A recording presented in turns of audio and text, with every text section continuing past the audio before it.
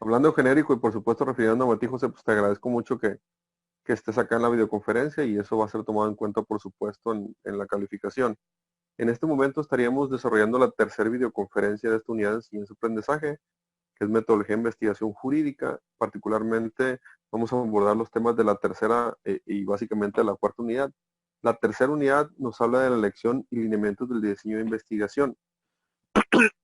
Nos habla del diseño de investigación, la importancia del enfoque de la investigación, los diversos enfoques cuantitativo, cualitativo y mixto, las conclusiones generales de investigación, la normalización y sistematización de la información y cómo citar y realizar referencias de la información de los trabajos de investigación.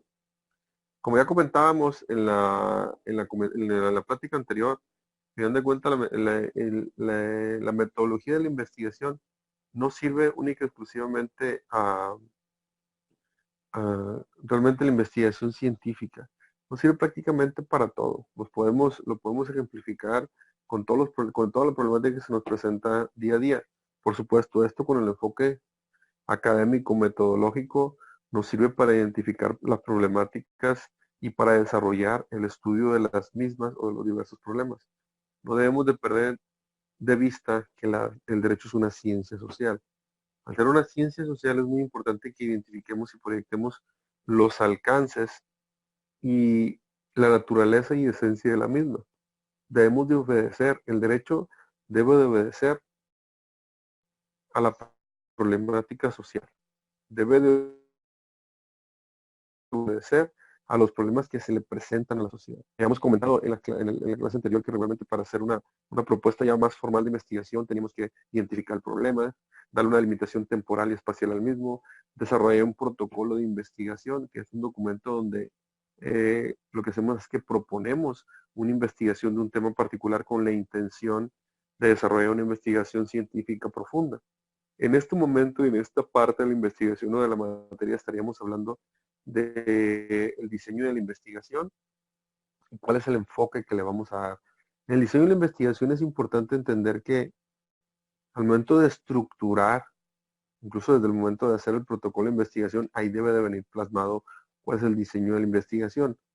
Por supuesto, cabe aclarar que en algunas ocasiones o en muchas ocasiones planteamos un protocolo de investigación mismo que es modificable. Depende de las particularidades que nos vayamos encontrando en el camino de la investigación. O en algunos casos incluso nosotros presentamos un protocolo de investigación y resulta ser que nos alcanzó una reforma legislativa o resulta ser que el fenómeno como tal tuvo alguna variante. Entonces necesitamos hacer adecuaciones a ese propio protocolo, o sea, a ese plan de investigación. Pero como tal, ya que tenemos planteado el plan de investigación, un elemento importante que se realiza para darnos más, para enfocarnos en la investigación son las preguntas de investigación. Lo platicábamos en la primera conferencia. ¿Cuáles son las preguntas de investigación? Las preguntas básicas que nos hacemos para todo. ¿Qué? ¿Cómo? ¿Cuándo? ¿Dónde? ¿Por qué? ¿Para qué? ¿Con qué? Entonces, identificamos un problema, el que ustedes quieran, la alta incidencia delictiva en el Estado, la omisión legislativa, la falta de profesionalismo al momento de aplicar o de impartir justicia o de procurar impartir justicia por las instancias correspondientes. Hoy hubo un suceso muy, muy importante aquí en la sede centro que cabe destacar porque es una problemática que tenemos mucho tiempo viviendo. ¿Cuál es el tema? El tema del combate a la corrupción. Hoy se llevó una audiencia complementaria, se supone que iba a ser una audiencia intermedia, pero se convirtió en una audiencia complementaria donde se estaba solicitando una suspensión de funcionarios del gobierno estatal anterior por desvío de recursos. Y a pesar de que las partes llegaron a un acuerdo, la juez determinó que por no haber una reparación integral del daño, no aceptó el acuerdo. Entonces, hay situaciones que se presentan aseguras, como en este caso la subjetividad de la juez, pero identificamos que hay un problema. El problema es la eficacia y la eficiencia de la procuración y la impartición de justicia. Entonces, ¿qué preguntas de investigación podemos darnos? ¿Para qué nos sirve? ¿O por qué es importante para la investigación o para la sociedad determinar qué tan eficaz o qué tan eficiente se procura o se imparte justicia en nuestro Estado? ¿Para qué nos sirve identificar el rango de eficacia o eficiencia? ¿Qué es lo que estamos identificando? La falta de o el estado de necesidad que o la opinión que la sociedad tiene con respecto a la eficacia y la eficiencia de la procuración de justicia. Ese tipo de preguntas son las que nos van a ir centrando nuestra investigación y no perdiendo el enfoque que le debemos de dar. Y por supuesto estas preguntas tienen que ir tendientes a dar una respuesta a la problemática. O sea, necesitamos, identificamos un problema. Sé que en mi casa tengo, no sé, a lo mejor un ejemplo muy burdo, ya habrán notado que en muchas ocasiones pongo ejemplos muy burdos porque considero que son, son fáciles de comprender y nos ayudan mucho a ejemplificar. No, pero resulta que en mi casa se transmina el agua. Ya identifico un problema porque se está goteando. Bueno, ¿qué es lo que está pasando? Se está goteando el agua. ¿Por qué está pasando? Bueno, a lo mejor está pasando porque no he impermeabilizado, porque hay alguna fisura, porque hay alguna grieta. ¿Con qué voy a realizar la investigación? Bueno, voy a realizar una investigación ocular o voy a contratar a un experto para que me haga una revisión y me haga un dictamen de cuál es la causa de esa problemática o que esa situación se esté presentando. ¿Con qué voy a realizar la investigación? Bueno, a lo mejor a través de algún experto, a través de la opción, de la observación de campo. Esos elementos son los que tenemos que nunca perder de vista para enfocar nuestra investigación, o sea, enfocar nuestras baterías, nuestro tiempo y muchas veces es nuestro dinero también, porque es tiempo, dinero y esfuerzo, porque todo movimiento genera gastos. Si yo voy a investigar cuál es la eficacia y la eficiencia de, no sé, del pago de pensiones alimenticias otorgadas, o pago de las pensiones provisionales alimenticias otorgadas por los juzgados familiares aquí en el estado, aquí en la jurisdicción, en el distrito judicial de Culiacán. Pues tengo que dedicar tiempo, dinero, esfuerzo a revisar las estadísticas, a ir a hacer entrevistas, a realizar toda la investigación que puede ser documental, pero también puede ser de campo. Entonces, esas baterías, ese enfoque que le vamos a dar y esos esfuerzos que vamos a realizar, tenemos que enfocarlos hacia la finalidad que tenemos. ¿La finalidad cuál es? Determinar si la problemática existe o no existe y si con nuestras hipótesis, que son las posibles soluciones, se le puede o no se le puede dar respuesta a esa problemática. Entonces tenemos que enfocar nuestras baterías ahí. Tenemos que buscar, tenemos que coadyuvar, tenemos que llegar al punto medular de esa investigación. Entonces las preguntas de investigación nos permiten que no nos dispersemos y que no gastemos recursos más allá de lo justo y necesario para cada una de las investigaciones. Por supuesto, esto nos da un enfoque y una estructura fundamental, porque al final de cuentas ya tenemos una estructura en la investigación, tenemos pasos a seguir y estas preguntas nos van a ir enfocando cada uno de los pasos. ¿Qué es lo que necesito hacer? Necesito revisar la estadística del Poder Judicial del Estado de Sinaloa. Necesito una computadora, necesito acceso a Internet, necesito bajar la información y sistematizarla. En algunos casos, la información gubernamental que encontramos en algunas plataformas electrónicas o páginas de internet de las propias dependencias de gobierno son poco amigables o son complicadas de interpretar. Entonces, ¿qué es lo que necesitamos? Necesitamos en algunas ocasiones a acercarnos o hacernos de un experto. O pensemos un ejemplo, hacemos un estudio de campo donde levantamos encuestas. Pero resulta ser que yo no soy experto en el manejo de paquetes estadísticos para que me saquen para que me hagan el análisis estadístico de levantamiento de las encuestas, que me saquen la media, la mediana, la moda, si existe o no existe inferencia. O sea, toda la información estadística que nos soporta la investigación o que nuestras hipótesis sean o no válidas. ¿Por qué son importantes los estudios de campo? Son importantes porque en ciencias sociales, en las ciencias jurídicas particularmente, muchas ocasiones los estudios los llevamos o solo los desarrollamos, hacemos un estudio legislativo, o hacemos un estudio histórico, comparativo, legislativo, pero no nos vamos más allá de, a lo que llegamos a hacer es, analizamos distintas legislaciones de distintos países, los comparamos y vemos cuál es la eficacia o la eficiencia, basado, si bien nos va, en algunos datos, en otros autores que ya han escrito el tema y en algunos datos estadísticos que nos den los entes gubernamentales. Pero ya en ciertos niveles de investigación nos piden investigación de campo. Para que se valide esa información? Que yo, investigador bonito de tal, yo Orlando Gutiérrez, estoy diciendo que se cumple o no se cumple con el pago de la pensión alimenticia. Con qué lo soporto? No solo lo soporto con la estadística que me da el juzgado o con la estadística de las dependencias federales, no. Resulta ser que yo fui y hice un levantamiento de una encuesta o de un sondeo de opinión con respecto a las madres y padres de familia que están solicitando la pensión provisional de alimentos y yo les pregunto directamente a los interesados si realmente les están o no les están cumpliendo el pago de alimentos. Entonces yo ahí genero algo que se llama dato primario. ¿Qué es el dato primario? Es la información de primera mano.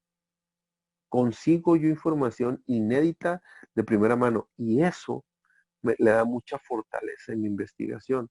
Porque yo puedo hacer críticas a autores que ya han escrito del tema, yo puedo hacer revisión de la legislación, puedo hacer revisión en el marco jurídico conceptual de cómo lo consideran o qué consideran los demás autores que han escrito del tema, pero si yo le meto dato que yo recabé directamente de la fuente de información, esa le da una gran validez de conocimiento científico a mi investigación. Obviamente encaminado a esto, yo tengo que decidir, depende del tema de investigación que yo tome, cuál es el enfoque que le voy a dar. 3 enfoques: cualitativo, cuantitativo y mixto. La diferencia. Cualitativo es que yo no voy a, o el principal elemento que yo no voy a considerar es los números, la estadística, sino las situaciones de las cualidades o las situaciones subjetivas. Volviendo al mismo ejemplo.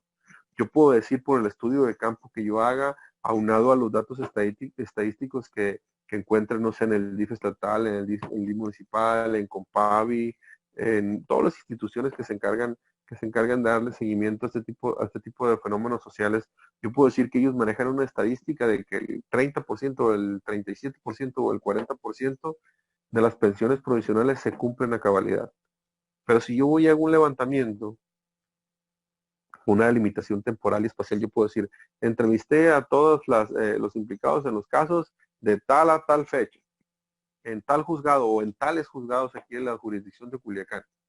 Yo puedo decir, hice 80, 100 entrevistas. Entonces, ese dato, a final de cuentas, ¿qué me interesa? Yo regularmente cuando le pregunto, no solo voy a preguntar, ¿recibes o no recibes? Sino, ¿cuál es la calidad? ¿Cuáles son los elementos subjetivos o cualitativos de ese fenómeno particular de cumplimiento o del incumplimiento? Pues si me voy por el enfoque cualitativo, voy a identificar cuáles son las causas, incluso los efectos de que se entregue o no se entregue esa pensión alimenticia. A lo mejor el 20% o a lo mejor yo puedo decir en una alta incidencia o recabamos como dato primario de la investigación que realizamos que existe una alta incidencia en el incumplimiento del pago de la pensión provisional debido a que la mayoría de los casos que se presentan, en la mayoría de los casos que se presenta la demanda de alimentos, el cónyuge demandado no tiene un trabajo estable y esa situación provoca que no se cumpla o en gran medida que no se cumpla a cabalidad o que no se cumple en tiempo y forma el pago de la pensión provisional. Estamos hablando de una cualidad, de una descripción de un suceso a contranatura o en complementación. Si estamos hablando del enfoque cuantitativo, lo que yo voy a identificar es cuántos. ¿Cuántos cumples? ¿Cuántos no cumplen? El 38% o el 70 o el 62% sí cumple, el 38% no cumple. Dato duro estadístico. Pues ese es el enfoque. Yo le puedo a lo mejor dar un enfoque cuantitativo porque a mí me interesan los datos duros, los números. La realidad es que al ser una ciencia social, no solo nos interesa saber cuántos cumplen y cuántos no cumplen, nos interesa saber el por qué cumplen o por qué no cumplen. Voy a poner un ejemplo. a lo mejor te puede dar un soporte a lo que han hecho o lo que ha pasado en países latinoamericanos. Bueno, en algunos otros países latinoamericanos, particularmente sudamericanos. En Perú, por ahí en Chile hay una ley en el tema familiar que lo que hace es que deudor de pensión alimenticia o persona que no cumpla con la pensión alimenticia, no es como aquí en México, que le podemos meter una denuncia penal para presionarlo. No, allá lo que hacen es que le suspenden los derechos políticos y algunos derechos sociales. No se los quitan, se los suspenden temporalmente hasta que se regularice con el pago de la pensión. ¿Cuáles son estas restricciones? Les cancelan la licencia de conducir, le cancelan el derecho a votar y le cancelan el pasaporte. Entonces resulta ser que hay muchas personas que aunque no tengan una forma de comprobar desde sus ingresos, son personas que tienen la manera y que necesitan esos tres documentos o esos tres derechos para poder realizar su trabajo. Porque a lo mejor son economía informal o hacen ejercicio libre de la profesión, pero utilizan estrategias para eludir o evadir impuestos según sea el caso, entonces es difícil que tú les compruebes. O sea, ya lo que hacen es que hacen suspensión provisional de derechos políticos y sociales. Y eso les ha generado buenos resultados y buenos dividendos. A lo mejor aquí en nuestro país fuera importante saber si fuera o no viable. A lo mejor fuera importante identificar cuántas personas cumplen, cuántas personas no cumplen. Ah, perfecto. Pero a ver, de esos que no cumplen, ¿por qué no cumplen? Porque son economía informal, por esto, por esto, por esto. Pero a lo mejor si nos vamos más allá y hacemos una solicitud de acceso a la información, oye, ¿sabes qué? De ese 38% que no cumple, probablemente existe la posibilidad de que de ese 38, el 50 o el 60% de ese 38 tiene, no sé, eh, licencia de conducir y tiene pasaporte. Bueno, pues de esa manera lo presionas. Al final de cuentas, te vas sobre esos documentos legales y formales que otorga el gobierno de identificación y para poder tener acceso a ciertos derechos, incluso si en el extranjero, para poder viajar. Entonces, en ese caso, es un medio de presión. Entonces, si tenemos esa justificación en datos duros y en el tema cualitativo, podemos llegar a soportar a lo mejor la posibilidad de hacer más eficiente que se logre o que se busque una modificación a la ley electoral, por supuesto, porque va concatenado todo, al código civil, al código familiar, para que exista la posibilidad de que se les suspendan derechos políticos y sociales a personas que no cumplen. Les estoy poniendo un ejemplo, a lo mejor ya me fui muy de fondo, pero para que entendamos la diferencia entre cualitativos y cuantitativos. Y por supuesto existe un tercer enfoque, que es el enfoque mixto. La realidad es que la mayoría de las investigaciones actuales llevan un enfoque mixto. Un ejemplo básico de netamente cualitativos son las encuestas. Una encuesta de opinión electoral o una encuesta de percepción. Por ejemplo, hace poco salió la encuesta de percepción de inseguridad de México. Esa mide números básicos. Tanto porcentaje de personas se sienten inseguras. Tantos de estas en el rango de esta edad, desde un bajo nivel de percepción de inseguridad. Entonces lo vas tasando y lo vas acomodando.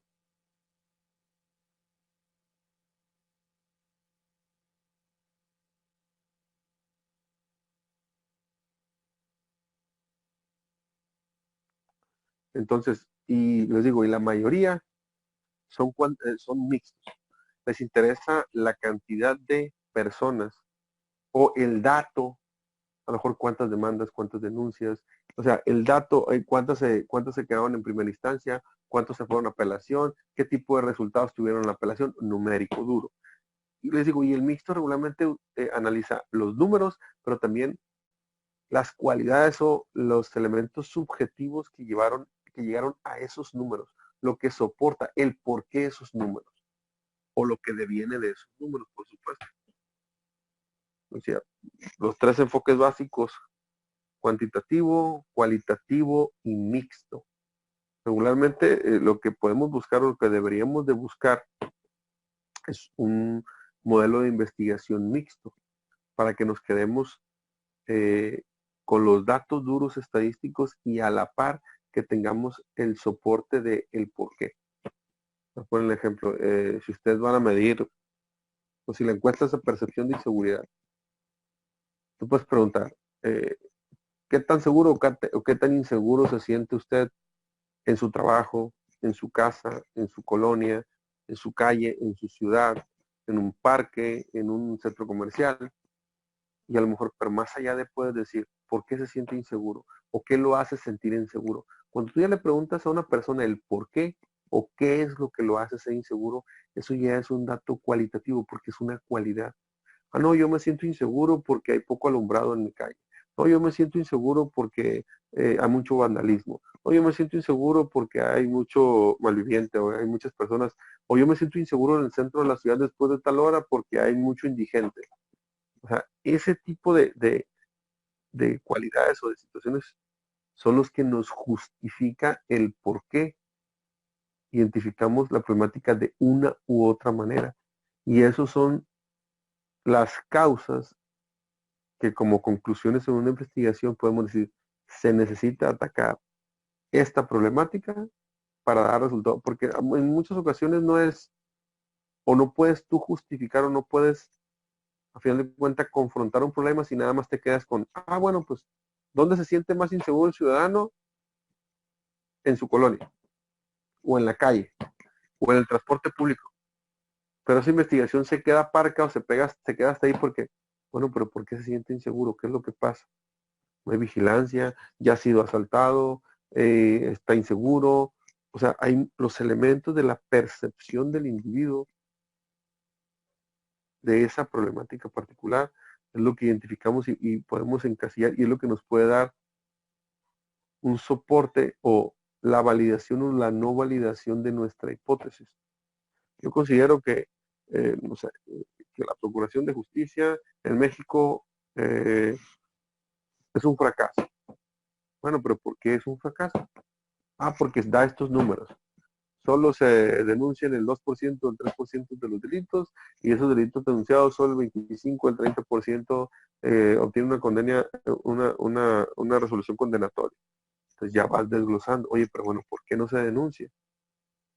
Por la percepción de que no se hace nada, pero eso lo tienes que sacar de los datos cualitativos al momento de realizar el estudio y o al momento de revisar los estudios previos o el marco jurídico o las opiniones de los expertos que también pueden ser fuente de una investigación y darte cuenta si realmente esa información que estás obteniendo te puede servir, ya sea por el número o por el referente estadístico que te está dando o por la sustancia que te está dando, lo sustantivo, lo de fondo, el por qué está pasando, por qué se da o por qué no se da un fenómeno, por qué se cumple o por qué no se cumple. Pongo un ejemplo.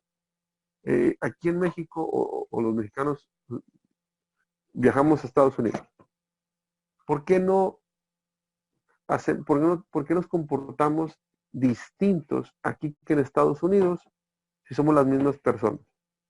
¿Por qué llegamos a Estados Unidos y no tiramos basura? ¿Por qué llegamos a Estados Unidos y si nos esperamos, si nos vamos hasta la esquina para cruzar la calle?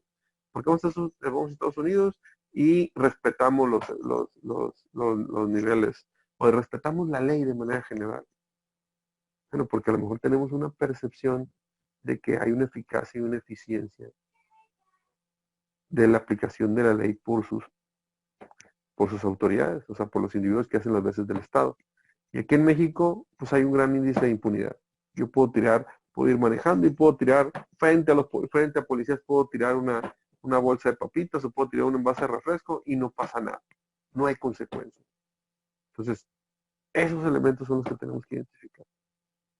¿Qué hay hasta dónde? ¿Y por qué por qué los individuos particularmente, cuando analizamos esencialmente un individuo o su comportamiento o las consecuencias que tiene de los comportamientos o de la aplicabilidad de una ley o de un fenómeno, cómo le está afectando a un individuo y a la sociedad en el colectivo, por supuesto, es cuál es el impacto, cuáles son los alcances? Entonces, ahí es donde tenemos que versar nuestra investigación. Y patinar si ustedes quieren o ser reiterativos en esa situación. Pero bueno, después de realizar la investigación atendiendo las preguntas de investigación, atendiendo el cronograma de actividades, los objetivos generales, nuestros objetivos específicos y buscando validar o invalidar nuestras hipótesis que serían, perdón, que serían las posibles respuestas a nuestra investigación o a nuestro problema de investigación. Necesitamos estructurar las conclusiones generales de la investigación. Yo tengo que concluir en algo. ¿En qué voy a concluir? ¿Se cumple o no se cumple? ¿Realmente el problema tiene un peso específico en la sociedad o no? ¿Es importante o no es importante? ¿Hasta dónde la trascendencia del tema? Y vamos a validar o invalidar las diversas hipótesis que tengamos. A lo mejor una hipótesis es, sí, la mayor cantidad o un alto porcentaje de los individuos o más de la mitad de los individuos a los cuales se le asigna una pensión provisional, cumplen. ¿La validas o no la validas? ¿Estás o no estás? Eso no es. Digo, y si vamos a un trabajo académico básico, si no llevo una investigación más allá de, es, por decir, un ensayo que les pidan a algún maestro. A ver, hagan un ensayo de lo que ustedes quieran. Bueno, pues el aborto en México o el aborto en Sinaloa. Es un tema muy genérico, pero al final de cuentas lo vamos a ir estructurando y vamos a ir a través de las hipótesis, el objetivo general, el objetivo específico, las preguntas de investigación, vamos a ir enfocando. ¿Qué es lo que me interesa del aborto en México? ¿Qué tanto hay? ¿Cuáles son las causas que generan que las personas aborten? ¿Cuáles son las consecuencias de los abortos? Yo tengo que darle un enfoque a mi investigación. Regularmente somos muy amantes del tema educativo o del tema académico que nos dice un maestro. No, pues hagan un ensayo. ¿De qué? No, de cualquier tema que tenga que ver con la materia. Y agarramos temas súper genéricos. Y nunca los terminamos de aterrizar los trabajos de investigación, los ensayos. Tenemos que aterrizar, tenemos que concluir en algo, llegar, y en esas conclusiones hay un tema importante. Tengo que determinar si mi hipótesis, que es la posible solución que yo le doy, fue o no fue validada con la investigación. A ver, yo decía que la mayoría de los individuos que se les impone pensión provisional cumplen. Mi hipótesis, ¿fue validada o no fue validada?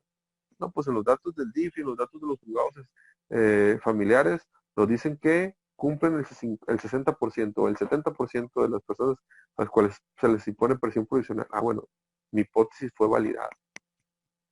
A lo mejor una segunda hipótesis puede ser la principal causa del incumplimiento de la pensión alimenticia es porque no tienen un trabajo formal de donde se les pueda, o no tienen una nómina de donde se les pueda descontar directamente la pensión provisional. Pues analizo ese 38% que no cumple, a ver cuáles son las causas por las cuales estas personas no cumplen y o no se puede hacer efectivo la pensión provisional. Y veo en qué porcentaje de ese segmento tienen que ver con que no tengan un empleo formal y o que no tengan un empleo estable, un patrón estable para que les retenga la pensión provisional desde nómina directa de una empresa, de un patrón básico. Entonces, ¿se validó o no se validó? Ahí es donde tenemos que plasmar la validación y la no validación de nuestras hipótesis.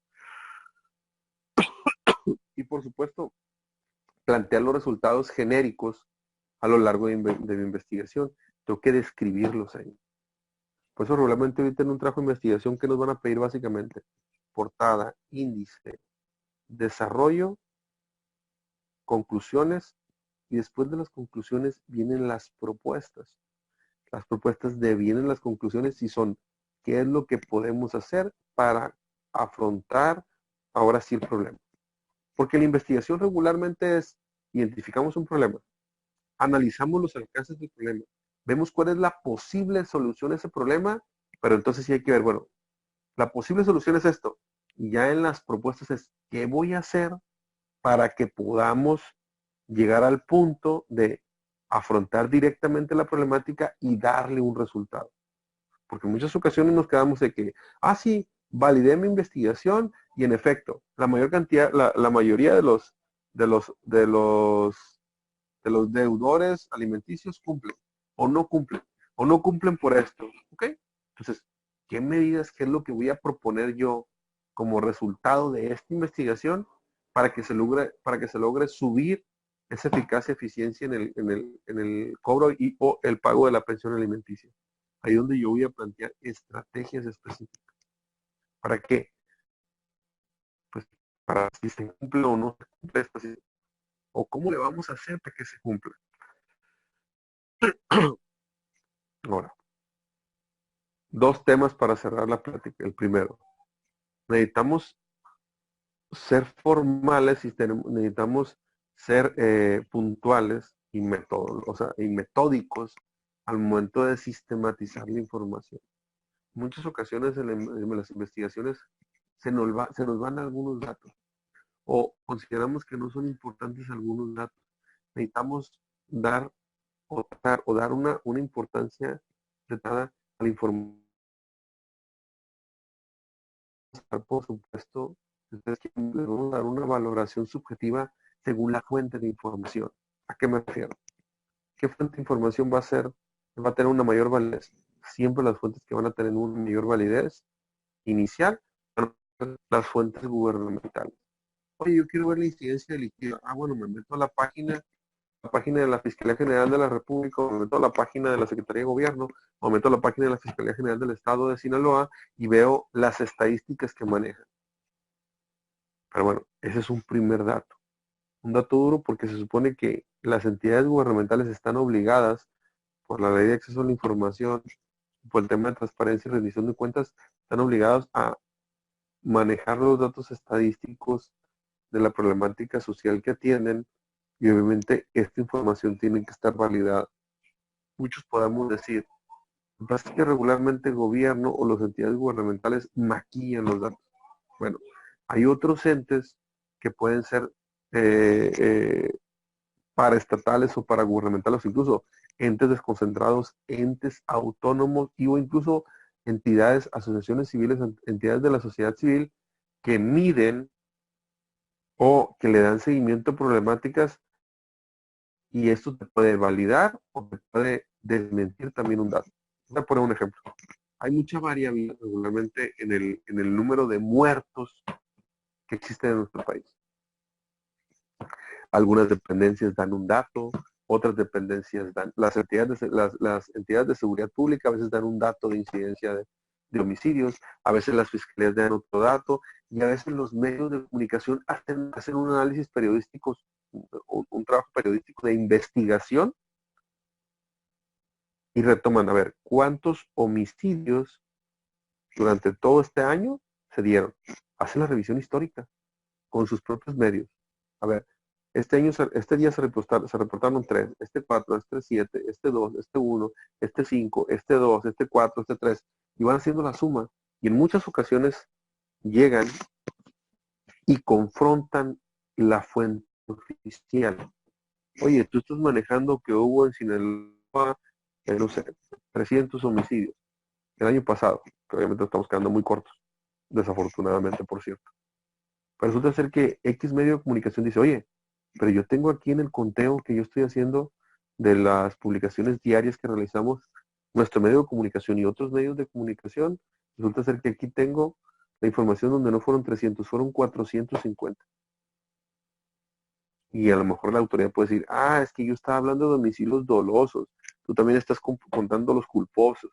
Entonces ya, si sumamos los dolosos y los culposos, bueno, sí, pues da esa cantidad, los 450.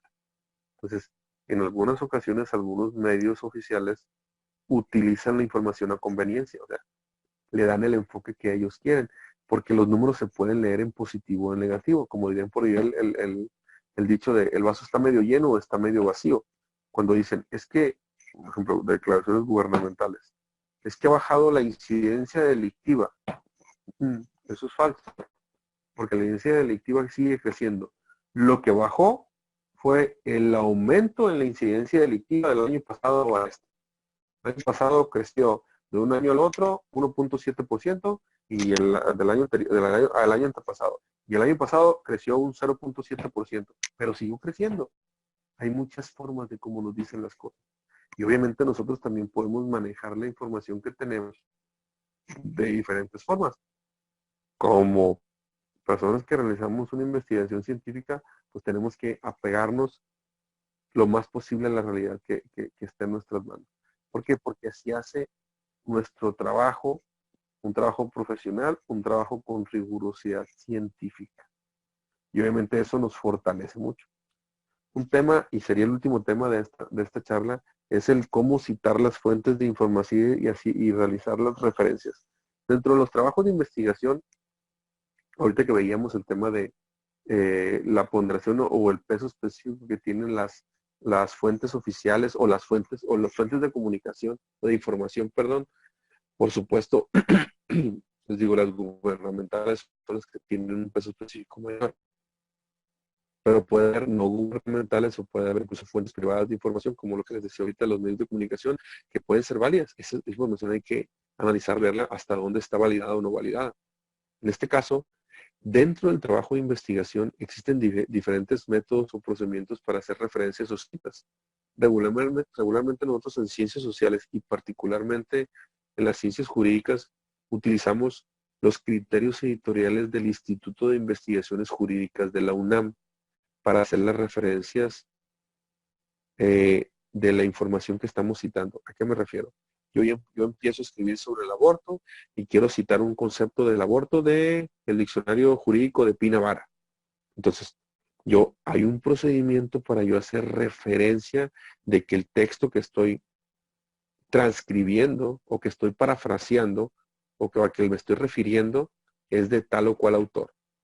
Entonces, para nosotros las digo, en ciencias jurídicas, la que más se utiliza es los criterios editoriales del Instituto de Investigaciones Jurídicas de la UNAM. Por otro lado, están los criterios APA, que también los utilizamos nosotros porque hay ciertas revistas de investigación que nos piden o que dentro de sus criterios utilizan los criterios APA de la Asociación de Psicólogos de América. Este es un sistema mucho más simplificado de hacer las referencias. El sistema del Instituto de Investigaciones Jurídicas de la UNAM es un sistema más formalista. Me refiero, si yo quiero hacer la cita textual o yo quiero traerme un concepto textual del diccionario de Pina Vara, por ejemplo, yo estoy redactando, por ejemplo, como dice la autora Pina Vara con respecto al aborto. El aborto es, y vamos, abro comillas, el aborto es esto. Cierro comillas y en el ordenador, en el programa del paquete de manejo de texto, en el Word, tú le das insertar nota al pie y se va y te pone al margen de la página, al margen inferior de la página, pone el 1 al momento de cerrar las comillas y se va al final de la página y te da un espacio en la parte inferior para que tú hagas la referencia. El Instituto de Investigaciones Jurídicas de la UNAM nos pide que pongamos el nombre del autor, empezando por el apellido materno, una coma, el nombre de la obra en cursiva, luego una coma, el país de edición del documento que lo estamos tomando, una coma, bueno, si tenía una edición, antes del país lleva qué edición fue ese libro o ese documento, luego el país, luego la editorial, luego el año y luego la página a la cual estamos referenciando. Entonces, es un sistema muy formal. Entonces, ¿de qué va a depender qué sistema de citación utilicemos o de referencia de fuentes de información que estamos tomando en cuenta? Depende de los criterios y los lineamientos que el docente y o que la fuente donde nosotros queramos publicar un trabajo de investigación nos pide. Muchas revistas científicas piden el sistema APA. El sistema APA es muy formalista, es muy ágil el sistema APA. Regularmente es apellido del autor, 2 puntos el año. Es una referencia de una cita o de un extracto de un texto que estás o transcribiendo o haciendo una paráfrasis del mismo, o una interpretación del mismo. Entonces, cuál es la importancia de hacer estas citas, estas referencias? Por supuesto, se entiende que uno de los elementos principales que se deben de cuidar en los trabajos de investigación es la rigurosidad metodológica y que no debemos de plagiar información, porque para empezar es un delito. Y obviamente hay que darle el reconocimiento al autor que ya hizo un planteamiento y hay que referenciarlo. Entonces, por eso hay que citar y hacer la referencia dentro de nuestro trabajo de investigación. Les digo, Ahorita particularmente no vamos a ver la estructura de las citas, aunque ahorita se los comenté así más o menos muy rápido. Lo pueden leer, hay criterios, digo, pueden ver el documento, o sea, así se llaman, criterios editoriales del Instituto de Investigaciones Jurídicas de la UNAM. Ahí nos dice, ahí son las reglas del juego editoriales. Te dicen cuáles son las márgenes que deben de tener las hojas, de qué manera voy a poner los títulos, de qué manera voy a poner los subtítulos, de qué manera voy a hacer las citas o las referencias a aquella página, de qué manera voy a plasmar la bibliografía o las fuentes consultadas al final del trabajo. Todo nos dice, partiendo por supuesto de que vamos a utilizar, que es el tipo de letra que regularmente se utiliza, es Arial, a 12 puntos en un interlineado 1.5. Eso es la estructura o el formato básico que regularmente utilizamos. Entonces, por mi parte hasta ahí sería esta tercera charla que hemos tenido.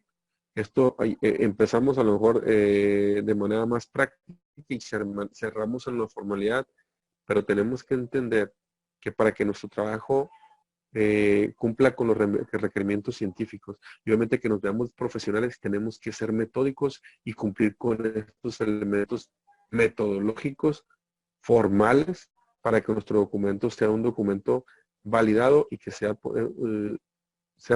pueda ser calificado y tomado en cuenta como debe de ser con el peso específico particular.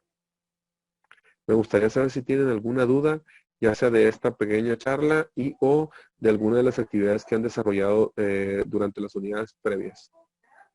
Estoy a sus órdenes.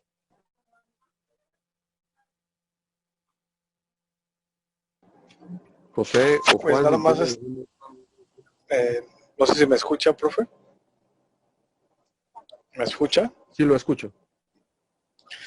Sí, La lo duda es escucho. con respecto a las videoconferencias que se han llevado a cabo, si se nos va a pasar algún link, porque a veces tomamos nota, pero pues nos gana en cuestión de la letra, escribir y dictado, para recordar y sobre todo para volver a checar la videoconferencia por si surgiera alguna duda al respecto.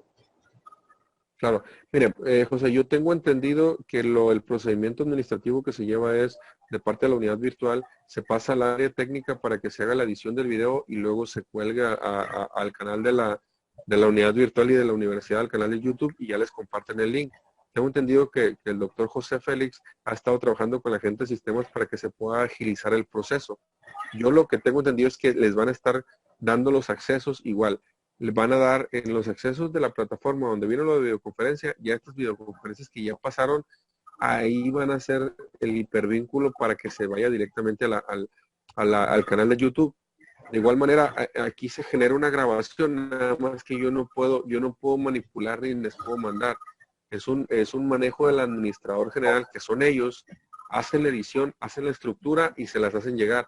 Igual, le pudiéramos preguntar por el mismo grupo al doctor José para ver para cuándo nos van a tener pues, los videos, o ya van a estar en línea los videos de las videoconferencias, para que, como bien dice, puedan retomar y puedan, porque entiendo yo que o pones atención o haces, porque tomas algunas notas durante la charla, pero como tú bien dices, o como usted bien dice, pues te gana te gana la mano la velocidad de, ¿no?